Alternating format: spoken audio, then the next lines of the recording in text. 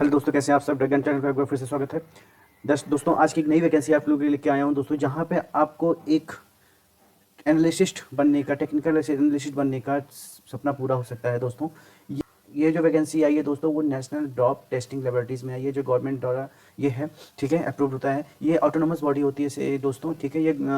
ये जो इसका जो मेन वर्क होता है, वो जो खिलाड़ी होते हैं ओलंपिक में, जो पार्टिसिपेटर्स होते हैं, उनके बारे में उनका पूरा फिजिकल टेस्ट किया जाता है उनका परफॉर्मेंस करने से पहले, कि वो कैसे हैं, वो फिट हैं या नहीं है, कोई उन्होंने कोई नार्कोटिक सब्सटेंसेस वगैरह तो नहीं लिया है, कुछ ऐसा मेडिसिन तो नहीं लिया है जो उनको बेनिफिट करे, मतलब या उनको बॉडी को बाद में नुकसान करे। तो ऐसी टेस्टिंग करने के लिए एक नेशनल डॉप टेस्टिंग लेबोरेटरी बनाई गई है, जिसमें आपके लिए एक बहुत ही बढ़िया वैकेंसी आई है दोस्तों। तो आइए देखते हैं डिटेल इसके बारे में, क्या है प्रोसेस और कितना है वैकेंसी। तो सबसे पहले देखते हैं डिटेल एडवर्टाइजमेंट, हम व्यू करते हैं यहाँ पे। जैसे हम देख सकते हैं कि यहाँ पे नेशनल डॉप टेस्टिंग लेबोरेटरी है, ठीक है।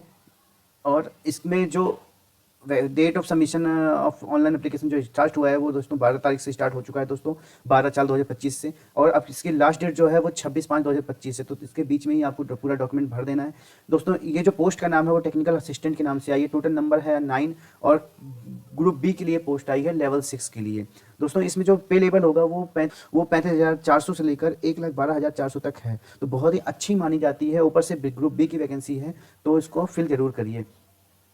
इसको आइए डिटेल देख लेते हैं क्या है इसकी। इसमें क्या इसेंशियल क्वालिफिकेशन जो मांगा गया है, वो bachelor degree in chemical, biological या फिर मेडिकल लेबोरेटरी टेक्नोलॉजी, जिसे एमएलटी बोलते हैं, ठीक है, या फार्मास्यूटिकल साइंस। फार्मास्यूटिकल साइंस से रिलेटेड फील्ड, मतलब अपने फार्मेसी वाले भी इसमें एलिजिबल हैं, तभी ये वैकेंसी हमारे ड्रैगन चैनल पर आपको दिख रही है दोस्तों। इसमें साथ ही आपको 1 साल का आपका यहाँ पे एक्सपीरियंस भी मांगा गया है, ठीक है, क्योंकि आप परफॉर्मेंस करोगे, आप टेस्ट करोगे, तो आपको नॉलेज होना मस्ट है, आपको होना चाहिए जानकारी, ठीक है। तो इसकी जो वैकेंसी की बात करते हैं वो है एससी में 1 पोस्ट, एसटी में 0 पोस्ट, कोई पोस्ट नहीं आई है। ओबीसी में 2 पोस्ट है, ईडब्ल्यूएस में 1 पोस्ट, यूआर में 5 और टोटल 9 पोस्ट हैं, ठीक है। एज रिलैक्सेशन की बात कर लेते हैं इसमें। तो टेक्निकल असिस्टेंट के लिए 28 साल की यहाँ पे एज रिलैक्सेशन होने वाला है। अब उसमें अगर आप ओबीसी के हो तो 3 साल, एसटी एससी हो तो 5 साल, अनरिजर्व पीडब्ल्यू हो तो 10 साल, ठीक है। ओबीसी में अगर पीडब्ल्यू हो तो 13 साल, एसटीडब्ल्यू 15 साल, इस तरीके से। या फिर आप किसी जगह पे आप पहले से काम कर रहे हो किसी डिपार्टमेंट में, ठीक है, तो यहाँ पे आपको किसी भी तरीके की नो एज लिमिट है। इसलिए मैं बोलता रहता हूँ दोस्तों कि कोई भी वैकेंसी आती है तो आप उसको जरूर भर दो। अगर वो संविदा पे हो, कंट्रेक्चुअल बेसिस पे हो, तो आप उसको पक्का भर दिया करिए, क्योंकि आगे आने वाले समय में वो कहीं ना कहीं आपको बेनिफिट मिलेगा ही मिलेगा। इसलिए 1-2 वैकेंसी की भी अगर आपको अपडेट मिलता है तो आप वहाँ भर दिया करिए दोस्तों। अब आती है सिलेबस की बात। The syllabus and pattern of written examination क्या है। सबसे पहले जनरल पेपर की और सब्जेक्ट के बारे में क्या है, ये टेक्निकल पेपर के बारे में। मेंटल एबिलिटी टेस्ट आएगा, जनरल नॉलेज आएगा, टेस्ट ऑफ इंग्लिश लैंग्वेज, यानी, ठीक है। सब्जेक्ट आपके जो टेक्निकल पेपर है वो fundamental and chemical and biological analysis से हुआ। Method of drug and chemical testing, कौन कौन से मेथड होते हैं, कैसे कैसे टेस्ट होता है, उसके बारे में।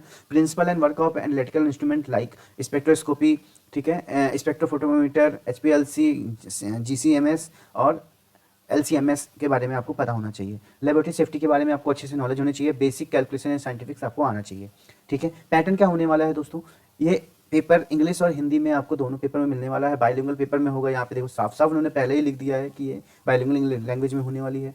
दूसरा, आपका जो एग्जामिनेशन ड्यूरेशन होगा शैल बी 180 मिनट। यहाँ पर जो नंबर ऑफ क्वेश्चन है होगा वो एमसीक्यू होगा। 200 क्वेश्चन 200 मार्क्स का होगा, और एक सही होने पर आपको 1 नंबर मिलेगा। 50 क्वेश्चन आपके जो होगा वो होगा आपका mental ability test, 25 question related to general knowledge, 25 question आपके इंग्लिश, और 100 क्वेश्चन आपको रिलेटेड टू सब्जेक्ट होगा। मतलब कह सकते हैं कि टोटल जो होगा वो आपका 200 मार्क्स का होगा। 100 आपका इसमें से हो जाएगा आपके सब्जेक्ट से रिलेटेड, ठीक है। 50 क्वेश्चन आपका हो जाएगा mental ability, 25 question general knowledge और 25 क्वेश्चन इंग्लिश के हो जाएंगे। Standard of examination graduation level होगा। जो भी आपका जो यहाँ पे एक मैं अच्छी बात ये होगा कि यहाँ पे बी फार्मा वाले ही बच्चे सिर्फ यहाँ पे एलिजिबल होंगे, क्योंकि एग्जामिनेशन जो पैटर्न आ रहा है वो आपको ग्रेजुएशन लेवल का आ रहा है, ठीक है। एमएससी हो गया या फिर बी फार्मा हो गया, एम फार्मा हो गया, ये वाले बच्चे दे सकते हैं, ठीक है। There will be negative marking, कितना, इसमें 1/4 नेगेटिव मार्किंग भी होगा, ठीक है। आपको 50% और 40% कंपलसरी होगा लाना। यहाँ पे जो प्रोसेस है वो आप देख सकते हैं कि 180 मिनट का पेपर में आपका 50 क्वेश्चन 50 नंबर का होगा, ठीक है। नेगेटिव मार्किंग होगा सब में, देखो एस लिखा हुआ है। इंग्लिश जो आपकी आएगी आपका जनरल नॉलेज जो आएगा वो 25 मार्क्स का आएगा, इंग्लिश जो आएगा वो 25 मार्क्स का आएगा, सब्जेक्ट रिलेटेड आपके 100 होंगे, टोटल आपके 200 नंबर के होंगे। फाइनल सिलेक्शन कैसे होगा?